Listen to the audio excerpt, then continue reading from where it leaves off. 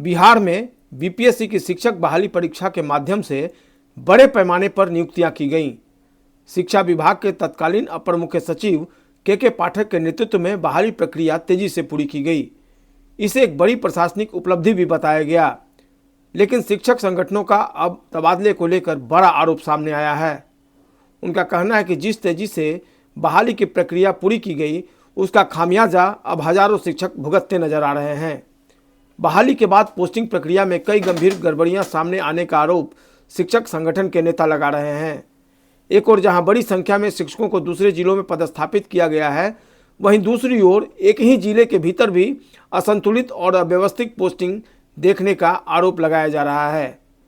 कई महिला शिक्षकों को अपने ही जिले में दूर दराज के प्रखंडों और स्कूलों में भेज दिया गया है, जिससे उन्हें आवागमन और पारिवारिक दायित्वों के निर्वहन में भारी परेशानी का सामना करना पड़ रहा है। इतना ही नहीं, कई स्थानों पर एक ही विषय के जरूरत से ज़्यादा शिक्षक तैनात कर दिए गए हैं, जबकि अन्य विषयों में शिक्षकों का संकट लगातार बना हुआ है। विशेष परिस्थितियों से ग्रसित शिक्षक जैसे गंभीर बीमारी, दिव्यांगता या पारिवारिक दायित्व वाले भी अपने ही जिले में दूरस्थ विद्यालयों में पदस्थापित कर दिए गए हैं और लंबे समय से स्थानांतरण की बाट जोड़ रहे हैं। शिक्षकों की इन समस्याओं को देखते हुए पूर्व एसीएस डॉक्टर एस सिद्धार्थ ने जिलाधिकारी की अध्यक्षता में जिला स्थापना कमेटी के गठन का निर्देश दिया था। इसका मकसद था जिलों के भीतर मानवीय और व्यवहारिक आधार पर स्थानांतरण किया जा सके। लेकिन हकीकत यह है कि अधिकांश जिलों में यह समिति आज तक अस्तित्व में ही नहीं आई। यह समिति अब तक सक्रिय नहीं होने से जो शिक्षक हैं उन्हें भारी परेशानी का सामना करना पड़ रहा है। समिति के निष्क्रिय रहने से शिक्षकों में भारी निराशा और असंतोष देखा जा रहा है।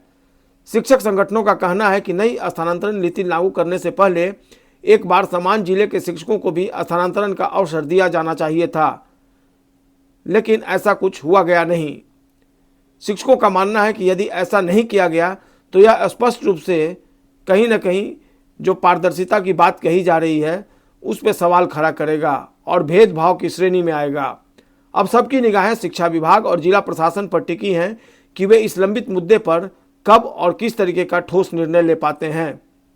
हालांकि जो फिलहाल अपर मुख्य सचिव हैं डॉक्टर बी राजेंद्र, वो लगातार शिक्षकों की स्थिति सुधारने में लगे हुए हैं और उनकी तरफ से कई ऐसे कदम उठाए गए हैं जो कहीं ना कहीं शिक्षकों के बेहद अनुकूल माने जा रहे हैं।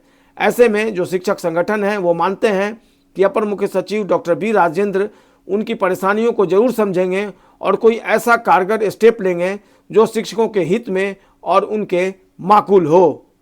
Bureau report ASR।